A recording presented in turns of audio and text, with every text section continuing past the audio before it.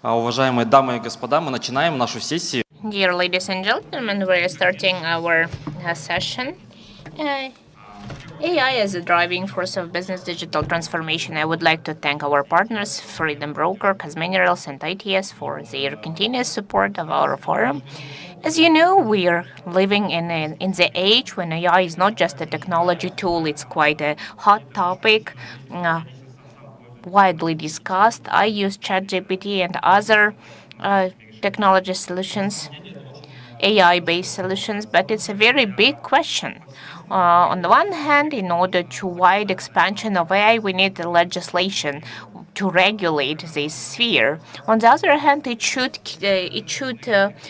ensure space for innovation. We need interesting and practical cases, and we brought together such an interesting panel when we put together people from legislation, from facilitators. There are also startups working directly in this area. Therefore, let me introduce our panelists: Maxat Koshumbayev, regional manager, Presight in Kazakhstan and Central Asia; Tilektes Adambekov, deputy of the Mazhilis of the Parliament of the Republic of Kazakhstan of VIII convocation; Renat Tukanov, chief technology officer in Freedom Holding; and Iskandar Shodiev, regional director for ZIPL.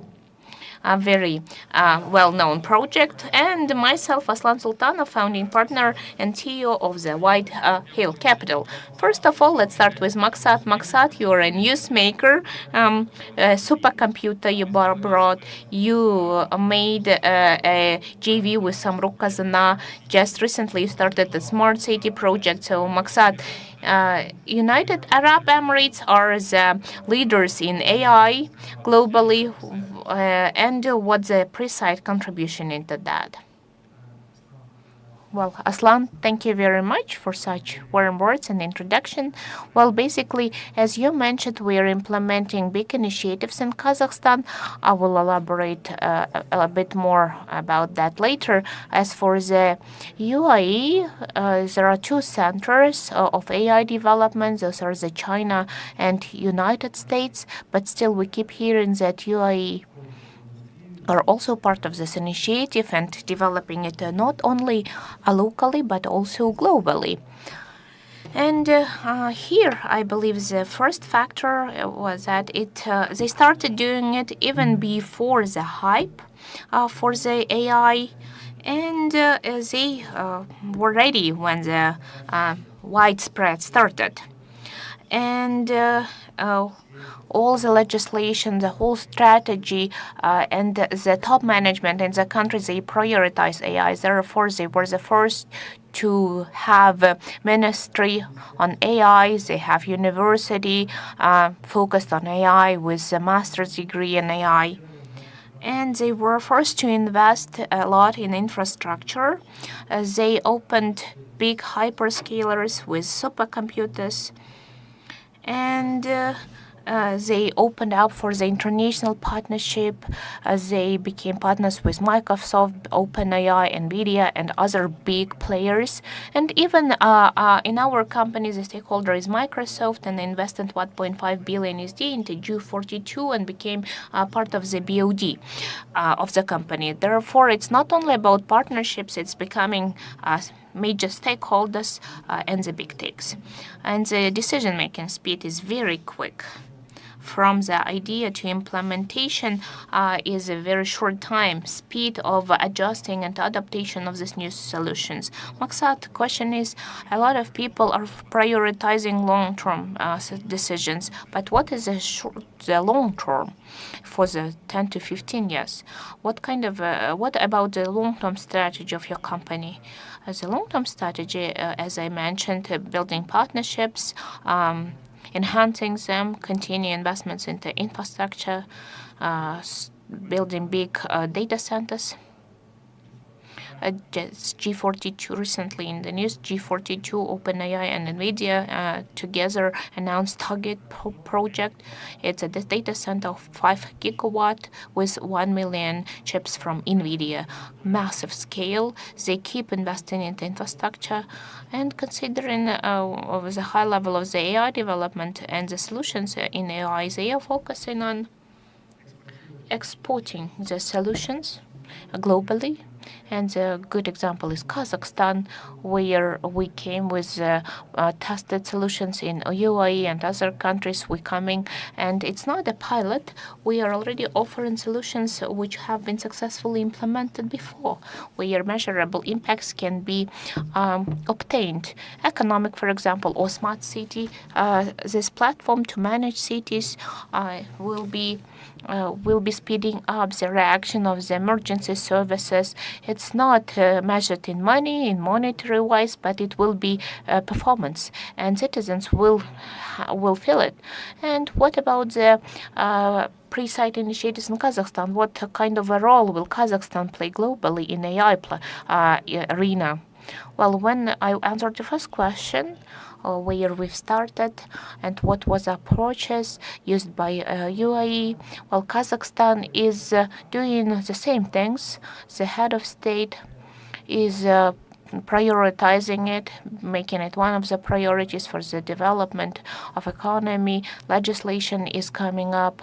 There is a concept of AI development in the country, and Kazakhstan, well, I believe it's quite ready for the development and application of AI because there are experts and there are a lot of startups, IT companies starting to export their products and services. Infrastructure supercomputer initiative together with the Ministry of Digital Development is being implemented as well. So therefore, all this prerequisite of the scaling up of AI is already at place. And as we've been saying, we see huge potential with the local human capital. We have our R&D center here with the local people working on the projects abroad, not only in Kazakhstan. We have partnerships with Zipple Acceleration, people being trained in UAE, for example. That's how we support startups. That's great.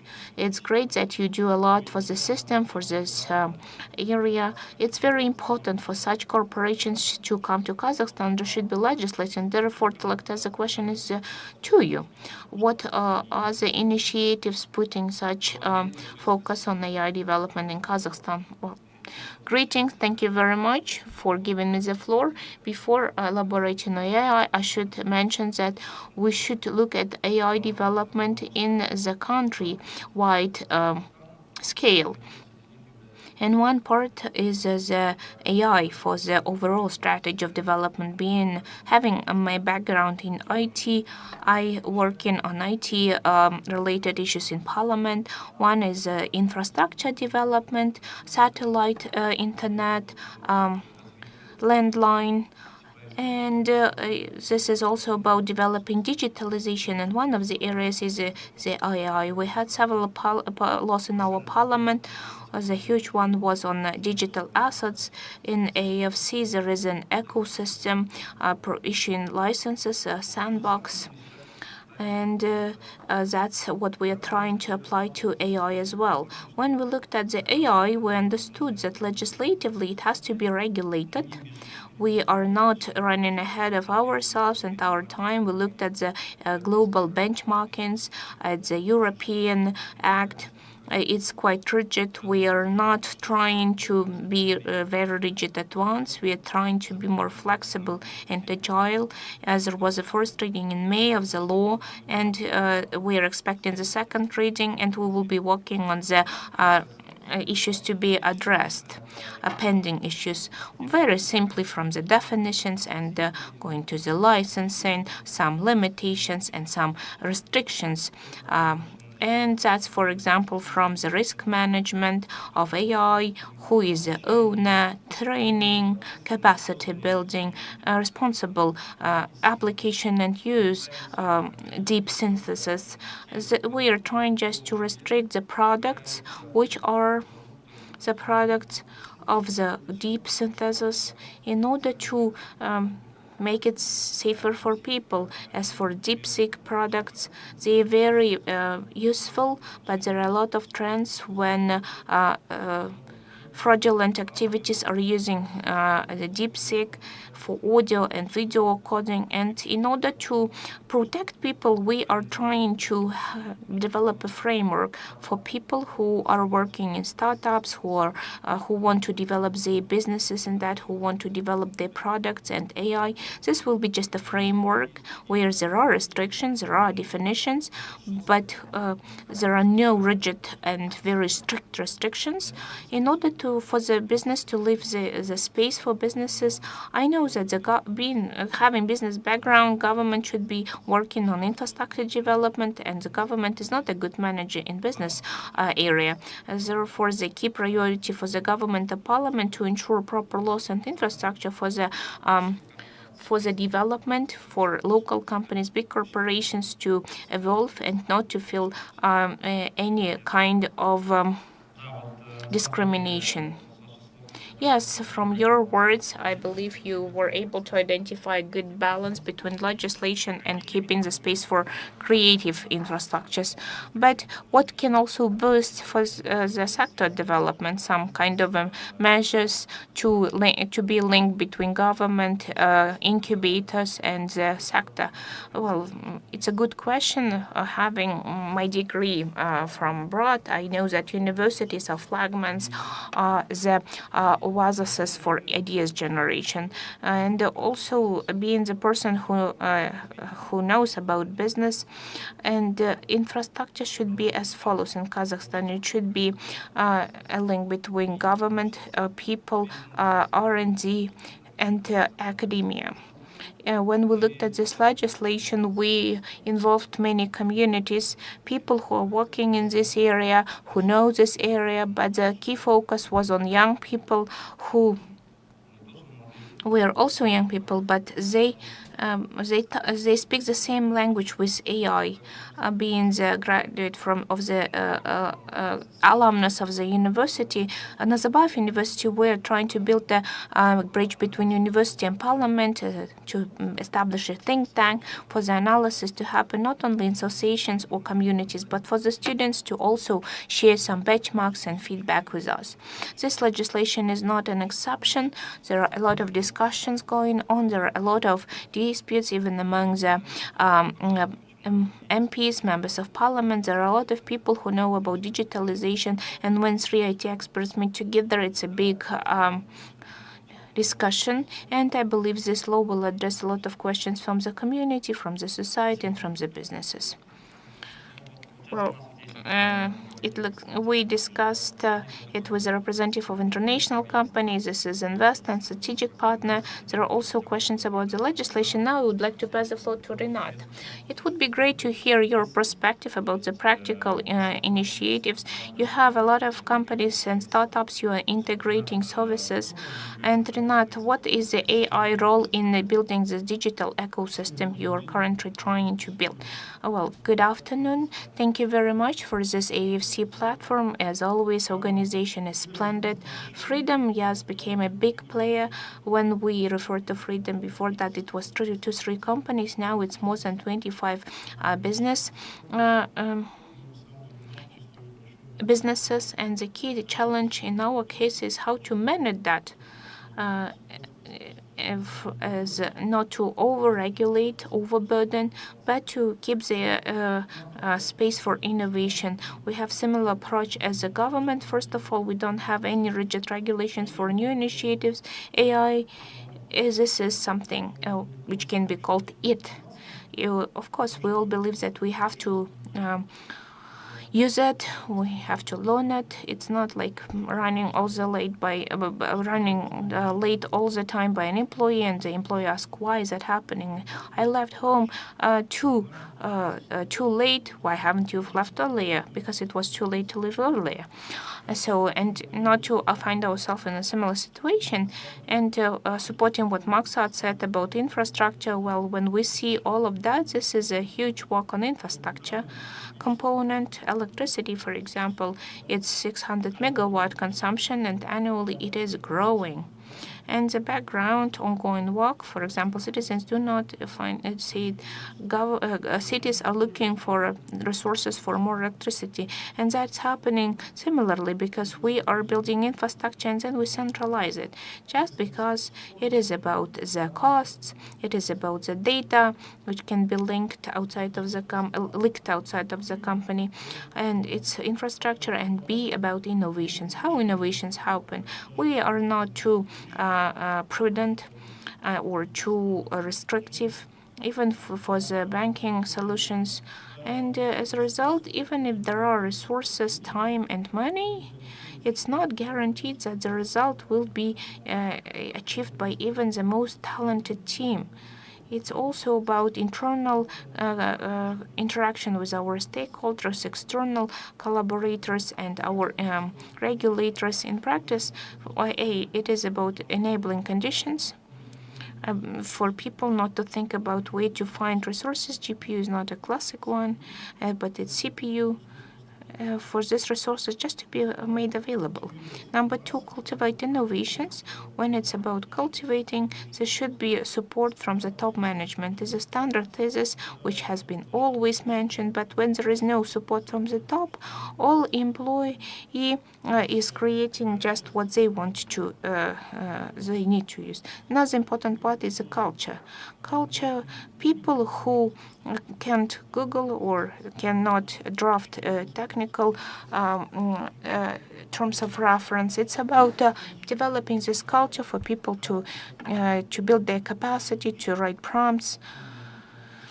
Because the prompt reading is another art and skill, because they have personal assistant and to get the routine away from their lives. And it's just about speeding up what we can do to go through big bulk of documents and to write faster. Cybersecurity and the risks with AI, again, about training models, it's another important thing. Well, if we train models on in-frame data sets, we will get models to discriminate some of the people. Renat, the question is it just internal innovations, or are you open for external startups and solutions?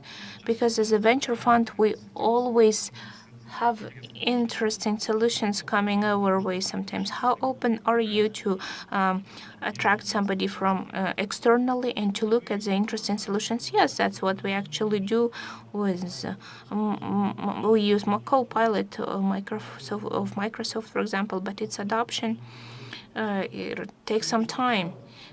People think that Copilot is like ChatGPT, but yes, but no. The key advantage is that it stays internally. We look externally, of course. Freedom is not a classic venture. But we were never a classic one, actually. Everything invested in the startups was actually internalized. We don't go out, we internalize everything. Well, we also look at different solutions. But once more, since we have the identification with the number of companies, if we centralize everything and we do one and we make one big IT company, we would be lacking something like speed of innovations or innovations, because it's about compromising.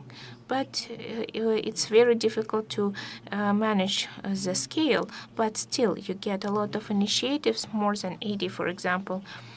It is more than 80 for the moment being. Yes, some of them will fail, of course. But if you have great ideas and great MVPs, we will be very glad to see you.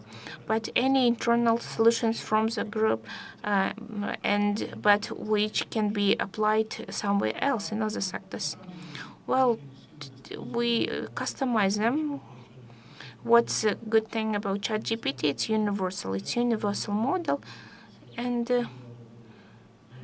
it had investments of a lot of billions, but we cannot do the same yet. But it's not plug and play. Models have to be trained. It's about learning. And if we even put these models into other sectors, it's about being trained on the applicable data sets for this specific sector. It's not that a copy-paste. Or otherwise it might be quite irresponsible, and there are some risks associated with such behavior. Thank you very much, Renat. The question to Iskandar. We will have Q&A session. Please be ready. And last but not least, Iskandar. Iskandar is a representative of the startup community, one of the leading startups in the region. Iskandar, if you can elaborate on your challenges, can you tell us a little bit more about yourself? How do you work in this ecosystem, especially with the banks? And thank you very much, Aslan. Greetings. Thank you very much for this opportunity to participate in this platform. Just briefly about our company. Zipple is the developer of AI solutions for risk management for the financial sector.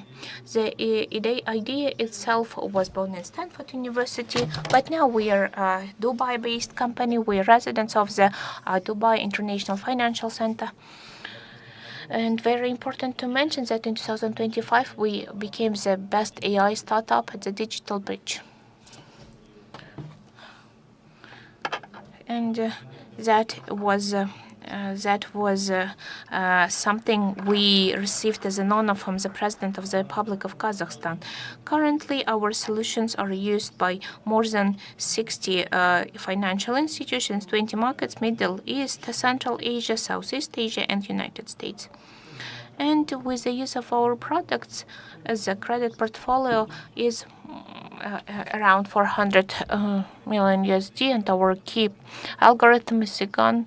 This is the patented technology of generation of synthetic data used by banks to build validation of sustainable models with good prediction capacities. Our key partners are Qatar National Bank, Finca Global, Microcapital, and some other big banks in Central Asian region. Well, just briefly about our company.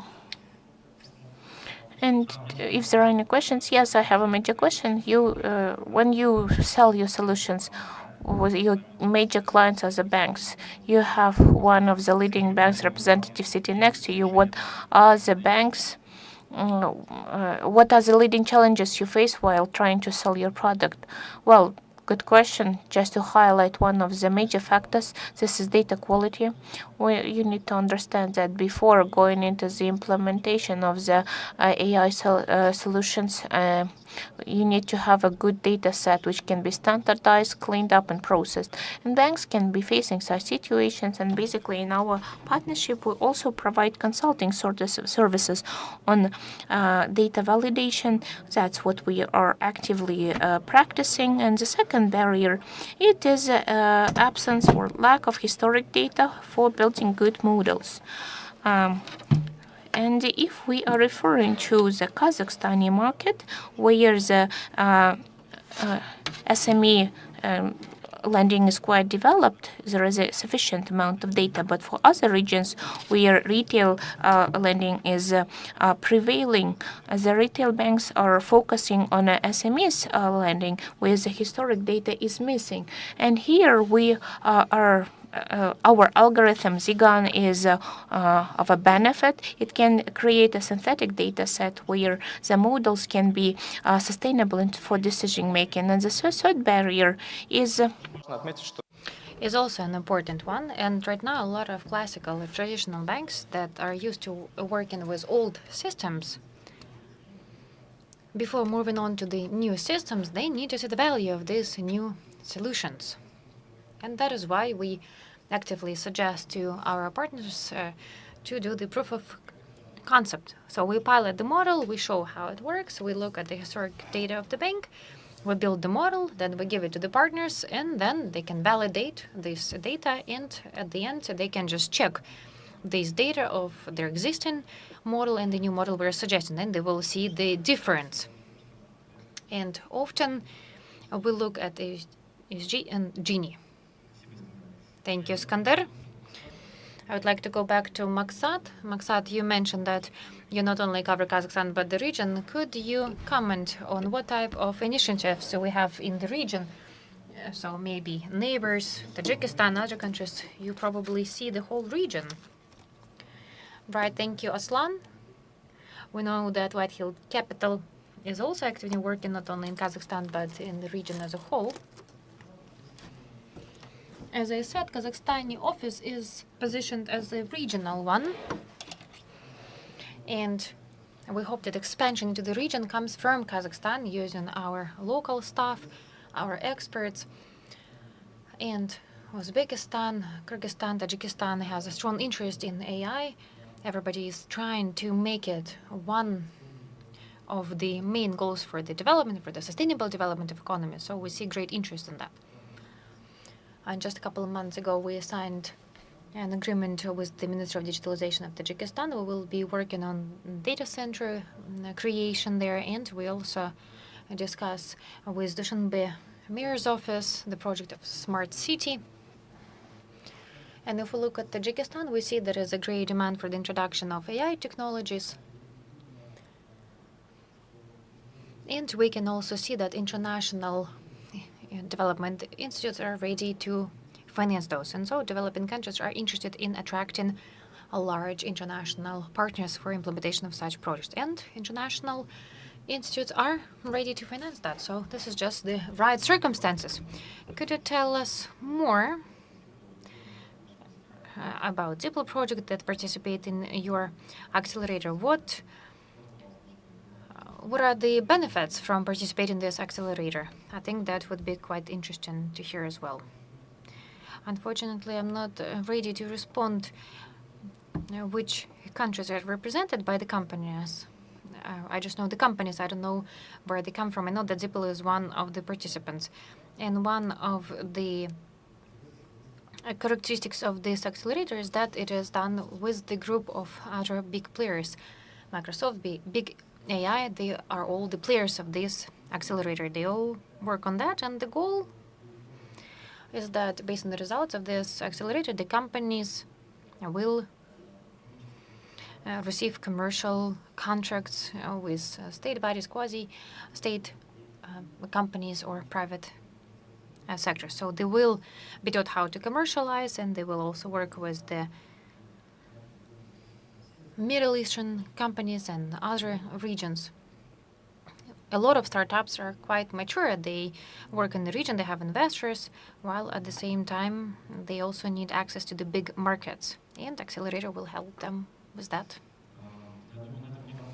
Well, with that, I exhausted my question. Now maybe we can give the floor to the audience, whether there are any questions there.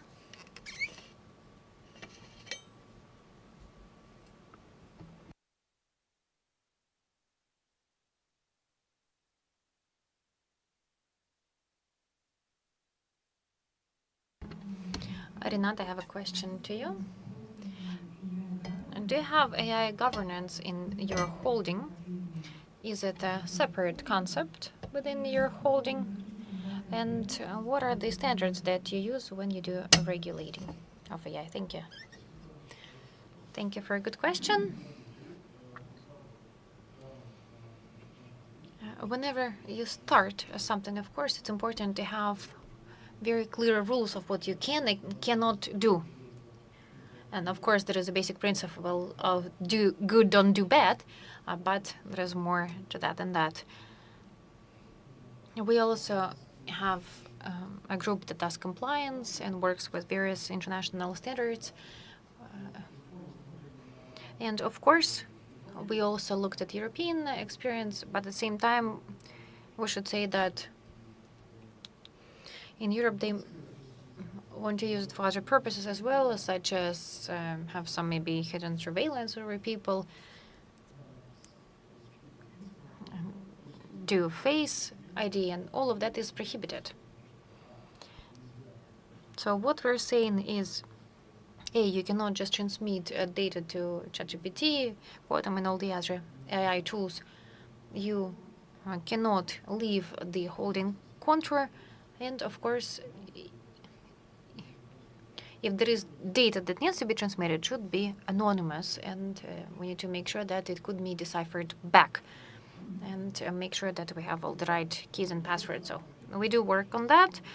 It is a big and comprehensive work that is done across the whole system, and it's not easy to just have everybody's agreement on, again, what you can and cannot do right now.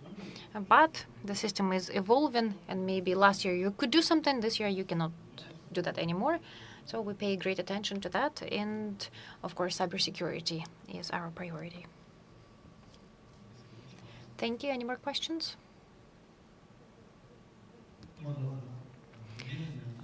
My name is Renat, trust company. I have a question to Tilektes. How do you plan to introduce AI in state bodies? And another question, how do you plan on controlling its use and make sure there are no data leakages?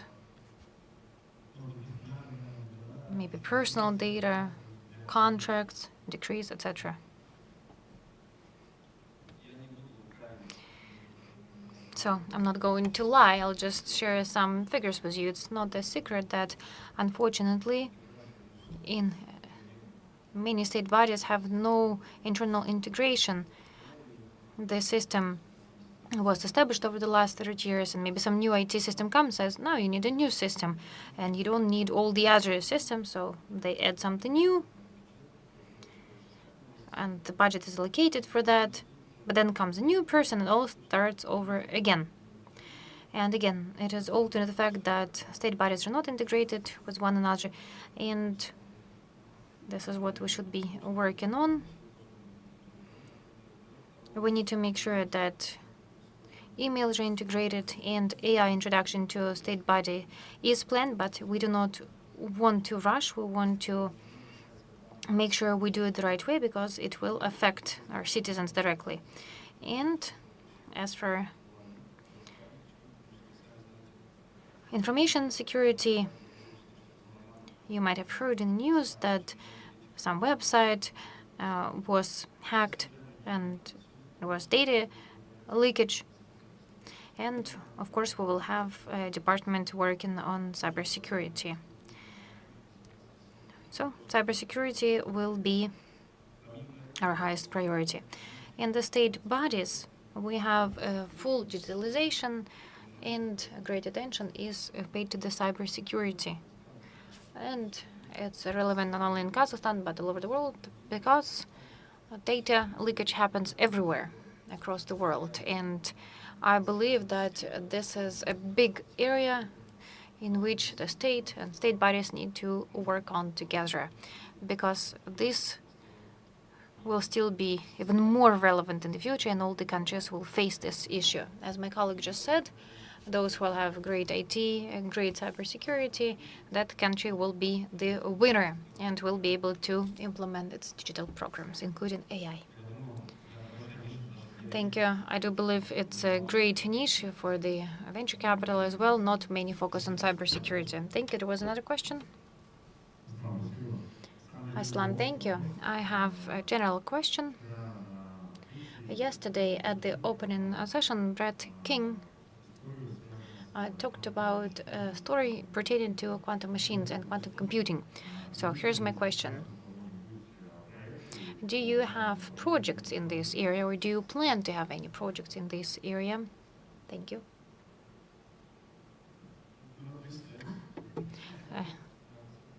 Thank you for your question.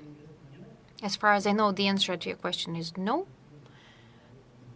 Brett King is a futurologist, so I don't know his timeline, maybe many decades. But we know that chips are getting more and more powerful, and the issue of access to electricity will be ever more relevant. And there are some new computers that are even more powerful than ever before. But again, you would need a lot of electricity. But we heard a presentation about the chips that will need 300 kilowatt per hour. And once it's out there, of course, data centers should be ready for that. And companies such as Freedom, they say, you should build a big data center, make sure you have a lot of electricity, and maybe the next stage of such huge chips is exactly about quantum computing. But we will also need to look at the economic side of it all. We need to see whether these chips have any advantages. So this is still an open issue. I would like to support this statement. There was a research by the author why some countries fail and some don't, by Daron Jumaglu. And he says that the effect of these powerful chips will not be as we expected. So 20-25%, and of those, only 5% will give real advantages, whereas the cost will be significant. 60 kilowatt is a lot. You know, all the capacity that was used for this reason previously was 5 to 10. That even if you were to modernize all this power plants, it would cost a lot. You cannot just add more. You need to generate more. And I know that the Kibastus power plant generates most of electricity. And so here we have a big question, because if you get all the technical requirements for electricity, it's not so easy in Astana or other regions. So this is something that we will need to work on. And again, it remains an open question. Thank you, Renat. Do we have any more questions? No more questions. Oh, here we have. Quantum computers. Actually, this is a very interesting topic.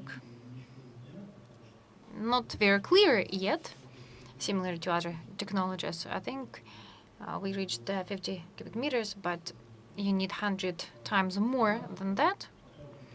So for now, the hypothesis is that quantum encoding will be the best of the best, but right now it costs a lot to work on that, and it might need collective efforts. Maybe we need to focus on R&D of this. Right now, just physics. We will have the last question. May I? So just to follow up regarding the form of participation, state, business, society, I would like to draw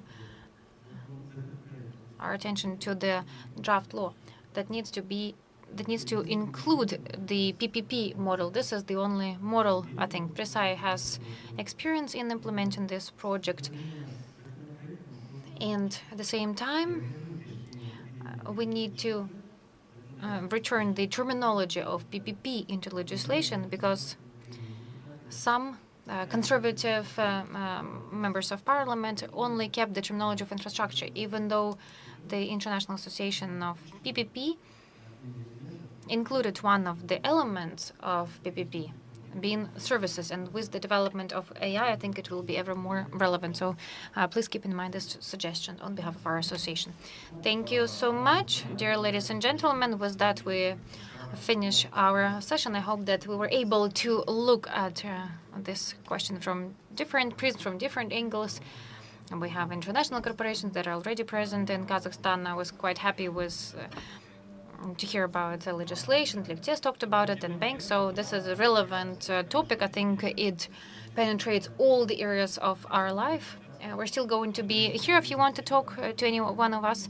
I would like to thank the speakers. We had a great session. Thank you all. And it's lunchtime. Thank you.